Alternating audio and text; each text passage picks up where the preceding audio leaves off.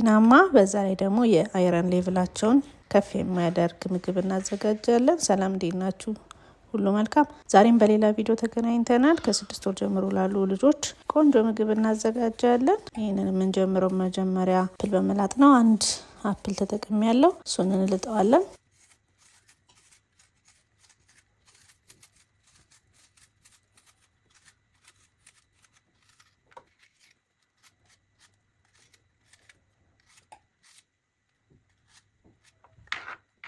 ውስጡ ከፍለን አላስፈላጊ ነገሮችንም አውጥተን እናዘጋጀዋለን።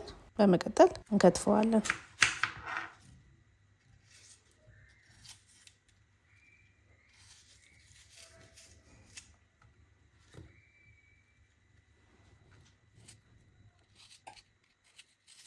ይሄ በጣም ቆንጆ ጤናማ ጣፋጭ ምግብ ነው። በዛ ላይ ብዙም ጊዜ የማይፈጅም። አንዳንዴ ለቤት ስናዘጋጅ አንዳንድ ግብአቶችን አንድ ላይ በማድረግ እንደዚህ ቀለል ያሉ የልጆች ምግቦችን መስራት የምንችልበት ነው።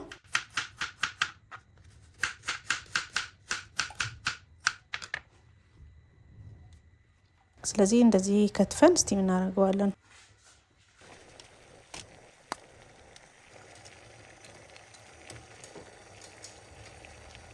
ስቲም ያደረግነው በስሎት ደርሶልናል።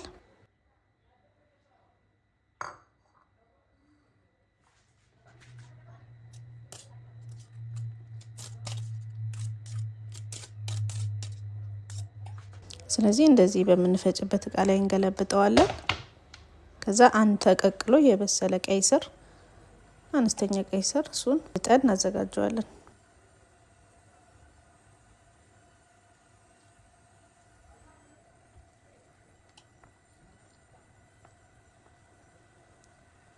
ከዛ ለመፍጨት እንዲያመችን ደቀቅ አድርገን እንከትፈዋለን።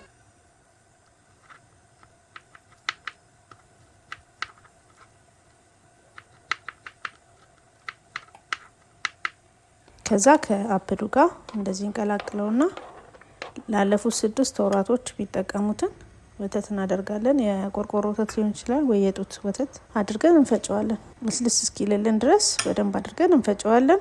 ውፍረቱን ቅጥነቱን እንደ እድሜያቸው ታስተካክሉታላችሁ። እድሜያቸው ከፍ እያለ ሲሄድ ወፈር እያደረግነው እንሄዳለን። 6 ወር አካባቢ ሲሆንን ቀጠን ካለው እንጀምራለን ማለት ነው። ስለዚህ እንደዚህ ቆንጆ አድርገን ፈጭተን አዘጋጅተናል። በጣም ጤናማ፣ ለሆዳቸው በጣም ተስማሚ፣ በዛ ላይ ደግሞ ጣፋጭ እንዲሁም ደግሞ ቀላል የሆነ ቆንጆ ምግብ በቀላሉ እንደዚህ ቶሎ አዘጋጅተናል ማለት ነው። የዛሬ ቪዲዮ ይሄ ነው። እንደወደዳችሁ ተስፋ አደርጋለሁ። ወዳችኋለሁ። ቻው ቻው።